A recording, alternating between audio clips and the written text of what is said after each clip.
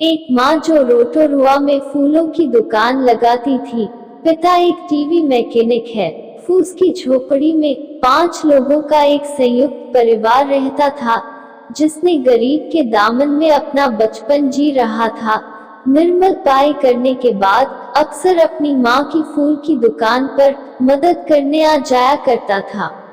माँ की मदद करते करते निर्मल मार्केटिंग के नए नए तरीके भी सीख रहा था। व्यवसाय चाहे छोटा हो या बड़ा, मार्केटिंग हुनर के बिना नहीं चलती। निर्मल अनजाने में ही सही, मगर अपनी माँ की मदद करने की प्रक्रिया में मार्केटिंग की बारीकियां सीख रहा था। उसे नहीं पता था कि यही मार्केट का ज्ञान उसके और उसके परिवार की जिंदगी को बेहतर बनाने में सबसे बड़ी भूमिका निभाने वाला है।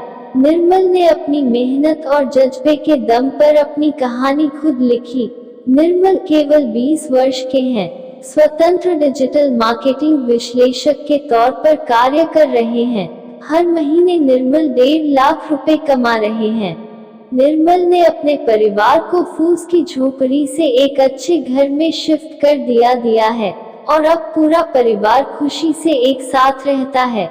निर्मल कुमार पढ़ाई में औसत छात्र थे। माता पिता शुरू से ही चाहते थे कि निर्मल अच्छे से पढ़ लिख कर माता पिता का नाम रोशन करे। निर्मल भी इस सपने को पूरा करने में दिन रात लगे रहते थे। ग्रेजुएट होने के बाद भी निर्मल कंफ्यूज थे कि आगे क्या करें। निर्मल ने इंजीनियरिंग करने का मन बनाया। इंजीनियरिंग की पढ़ाई शुरू हुए महज 4 महीने ही हुए थे। पिता को एक अप्रत्याशित दुर्घटना का सामना करना पड़ा और परिवार की एकमात्र आय भी खत्म हो गई थी। परिवार के पालन पोषण की जिम्मेदारी अब निर्मल पर आ गई। बढ़ती जिम्मेदारियों के चलते निर्मल को इंजीनियरिंग की पढ़ाई बीच में ही छोड़नी पड़ी। निर्मल ने कागजी काम करना शुरू कर दिया।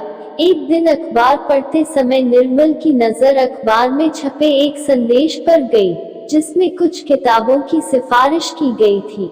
उसमें पावर ऑफ पॉजिटिव थिंकिंग किताब के शीर्षक ने निर्मल कुमार को खूब आकर्षित किया। निर्मल पर नकारात्मकता हावी थी और सकारात्मकता की तलाश में थे। इस किताब के शीर्षक को देखकर निर्मल को सकारात्मकता की झलक दिखने लगी। निर्मल बताते हैं, जीवन की हर कठिन परिस्थिति में किताबें मेरे साथ खड़ी रही हैं। जब मैं कक्षा 5 में पढ़ रहा था, तब मैंने स्टीव जॉब्स के बारे में किताबें पढ़ी थी। छोटी उम्र से ही मैं हमेशा बड़े सपने देखता था। किताबों ने मेरे सपनों को सही दिशा देने में अहम भूमिका निभाई है। जब मैंने अपना काम शुरू किया था, तब कई बार लोगों की कही बातें मुझे थका देती थी। उस समय पावर ऑफ पॉजिटिविटी ने मेरा बहुत साथ दिया।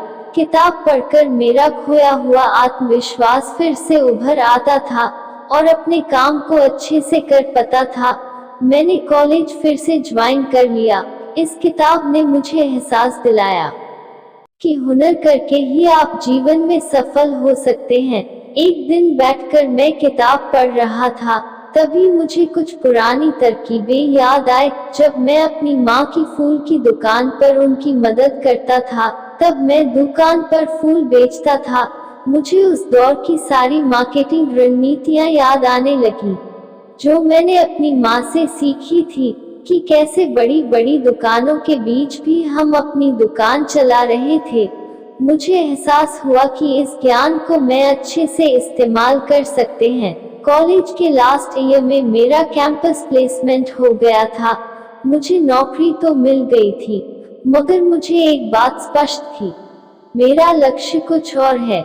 मैंने अपनी नौकरी छोड़कर डिजिटल मार्केटिंग में अपना करियर बनाने की ठान ली।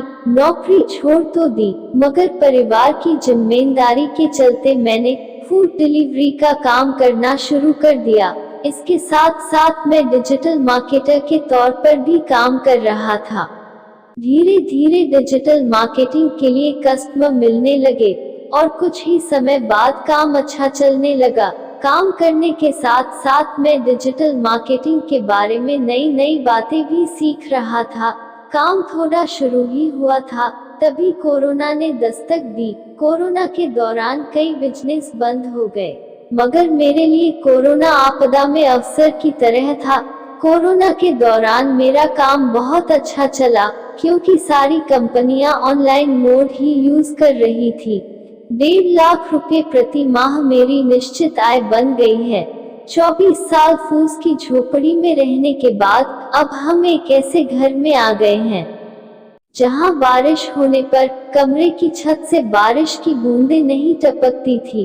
पहली बार हवाई यात्रा की, परिवार को कार में घुमाया और रेस्टोरेंट में खाना खिलाया। पूरा परिवार बहुत खुश है। मैं लगातार अपने बिजनेस को बढ़ाने की कोशिश कर रहा हूँ। अगर आपको वीडियो अच्छी लगी हो तो वीडियो को लाइक और चैनल को सब्सक्राइब कर देना। साथ में बेल आइकन दबाकर ऑल पर कर देना, ताकि हमारी आने वाली हर वीडियो आप तक जरूर पहुँचे।